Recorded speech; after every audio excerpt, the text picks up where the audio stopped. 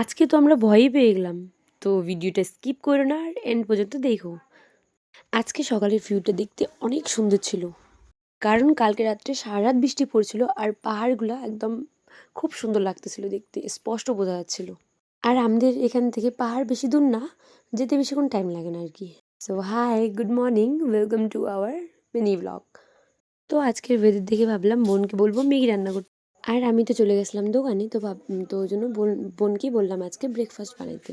তো তার জন্য তো এগ বয়েল করে নিয়েছিল আর এদিকে ম্যাগিও রান্না করতেছিল।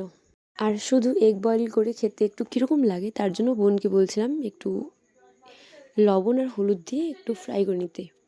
তো ও তো ব্রেকফাস্ট দোকানে নিয়ে চলে আসছিলো। আর ও তো আইনে আমাকে আগে না দিয়েও নিজে খাওয়া স্টার্ট করে দিয়েছিল।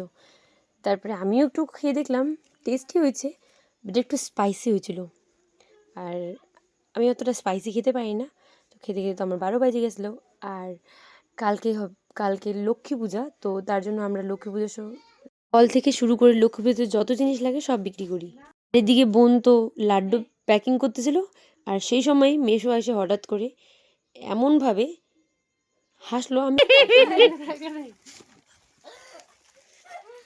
বেডি একটু